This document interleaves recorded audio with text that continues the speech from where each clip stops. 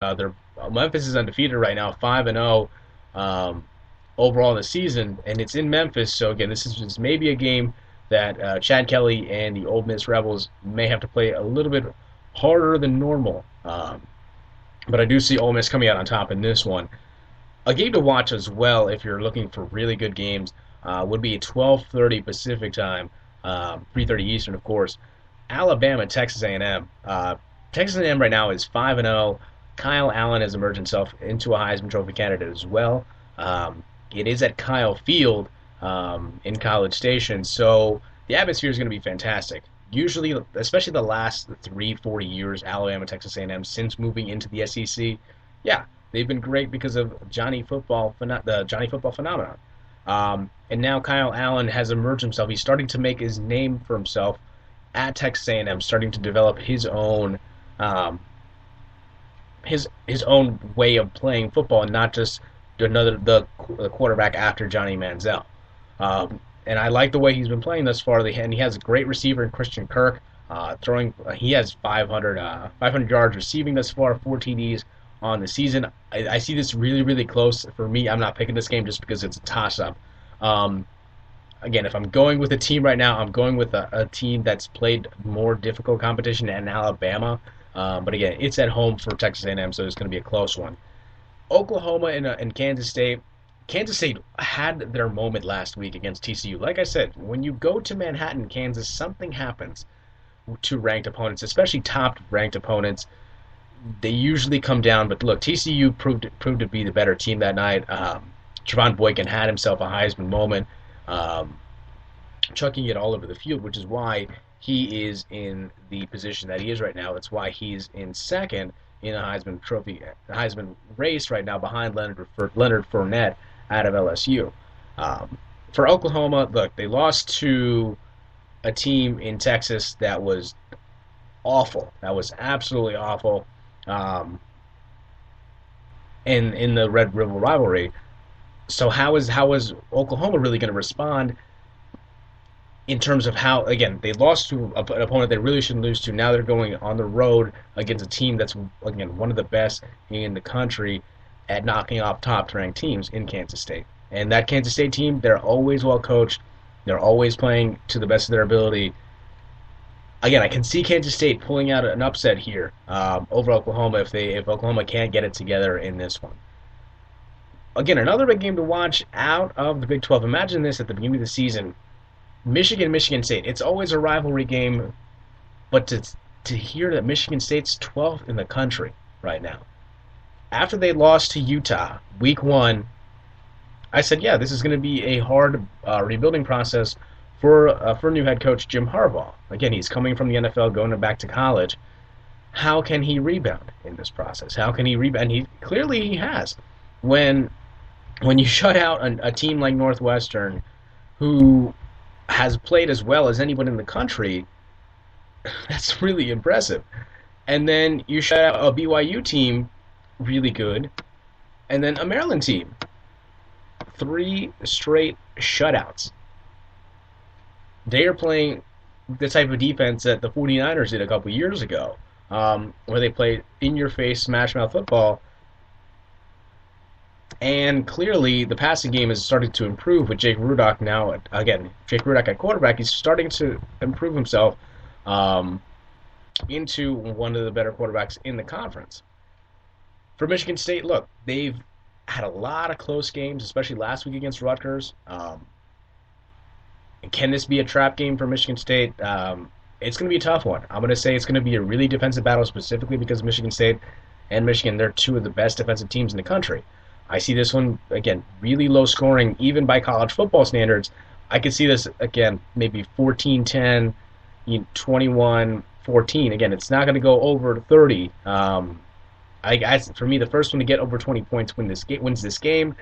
I'm going with the better team in this game. I'm going with Michigan State. Again, very, very close, slim margin there. Clemson takes on a Boston College team they should win. Florida LSU is going to be a good one. LSU, when you play in the Swamp, when you play at Tiger Stadium, you are pretty much doomed, if you ask me. especially when you play a top LSU team. Leonard Fournette, they know opponents know what's going to happen. Leonard Fournette's going to get the ball. He's going to go up the middle, and yet teams cannot stop him. They just can't. It'll be interesting now that Will Grier, again suspended for PEDs, the quarterback for Florida, now out for the rest of the season. How they're gonna produce. Again, Florida's defense has kept them in games, really.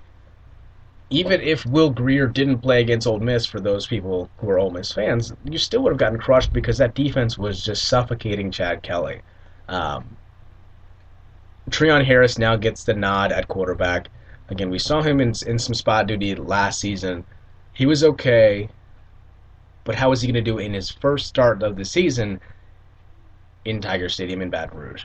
For me, it's going to be just smash mouth football in your face. Again, I can see this as another defensive battle as well. I'm going with the player on the better team, LSU close in this one. TCU, Ohio State, that shouldn't be too big in that one. USC, Notre Dame. USC's had a lot of changes over the past couple weeks here. I mean, they've dropped from a team that could get to the Final Four to a team that's right now reeling at 3-2. Again, for USC, they had a lot of expectations going into the season, but now it's just playing to maybe get 10 wins. And again, if things work out in the conference, great. But more than likely, I just don't see USC getting back into the college playoff race. Notre Dame's still a team that's still definitely in it, and it's going to be at home for Notre Dame. I see this one huge for Notre Dame. Now, the next game I'm going to talk about, this is going to be a good one, if you ask me. Penn State, Ohio State. The Ohio State Buckeyes. They have the most talent in college football. There's no question about that. They have depth at every position, which is hard to do. But when you're a team like Ohio State, you tend to get really good recruits, and you tend to build up depth over a number of years. Now, Ohio State's played in a lot of close games thus far this season. They have really squeaked by to this point. Again, after their showing at Virginia Tech and beating Hawaii, they had that little moment against Northern Illinois where it was really close. Are they going to lose? They beat Western Michigan. They go on the road to Indiana and just squeak out one at the very end. And then they were still fighting a Maryland team that really isn't that good this season. Now they take on a Penn State team right now that's 5-1, and their one loss for Penn State is to a Temple team that they haven't lost even before Joe Paterno was coach. So that's going back a really long time. But since then, they've reeled off some pretty good victories and played well defensively. They win at Buffalo, they blow out Rutgers, they blow out San Diego State, and then they blow out Army, and they blow out Indiana, a team that Ohio State couldn't do. It's a game where Christian Hackenberg, again, at the beginning of the season, he was the overall ranked number one pick in next year's NFL draft because of his mechanics, because of his size, because of his way that he leads a team. And this season, even though the Penn State's 5-1, there's been a lot of questions as to whether or not Christian Hackenberg is a viable number one pick and a viable franchise player to an NFL team. This is the game I can see where Hackenberg proves that he is legitimate. I could see Hackenberg going on the road and playing as well as anybody can, and I see them beating Ohio State. Again, Ezekiel Elliott is a great running back, and if it's a close one, I can see Ohio State potentially pulling it away. But at the end of the day, I'm going with a better quarterback, and as much as it's hard for me to say that quarterback goes to Christian Hackenberg right now. Cardale Jones has had struggling a lot lately. Urban Meyer really doesn't know which quarterback to stick with, and that eventually might cost him at some point for Ohio State, and I feel like this may be the night where they do it and Penn State comes out on top. And then finally you have Arizona State and Utah, two teams that still have a lot to play for, especially Arizona State. 2-1 right now in the Pac-12. Utah, again, the fourth-ranked team in the country. I believe one of their highest ranking as well in school history. And Mike Vergarabici for Arizona State's played absolutely great this season. Let's see how he does on the road against a team, again, has played really well defensively. Again, they crushed a Michigan team early on, and they've had some notable wins thus far this season. Can Utah continue to play well at home? I believe so. It's going to be a close one. I pick Utah to come out on top of this one. I'm going to take a short break, but when we come back, we will talk about some baseball here. Game 1 of the NLCS tonight. NLCS starts tonight. It's interesting now how much America is just really getting on this one team. And look, they have my vote as well, and I'm really excited. And it's funny because after the Yankees are out, I don't really watch postseason baseball. I turn it on when it's okay. But maybe this might be the season where I start to watch a little more baseball. I'll tell you about that after the break. Here is Robin Schultz with Sugar on the Spicy Sports Show with Sam Stern on Spreaker Radio.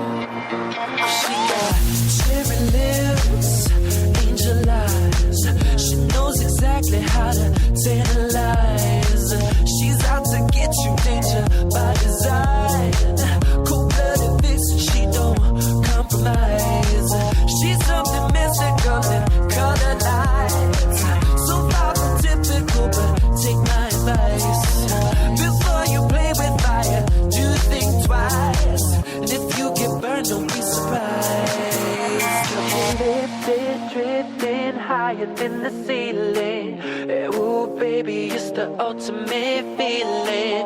You got me lifted, feeling so gifted. Sugar, how you get so fly? Sugar, how you get so fly? Ooh, sugar, how you get so fly? Sugar, how you get so fly? Ooh, sugar, how you get so fly?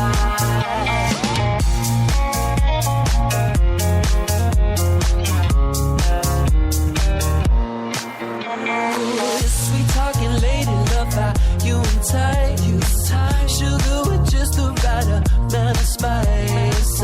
I'm in the loop and everyone's desire. She's out to get you, you can't run, you can't hide. She's something mystical, they call her lies. I say, so far from typical, but take my advice. Before you play with fire, do think twice. And if you get burned, well baby, don't you be surprised. Lifted, drift.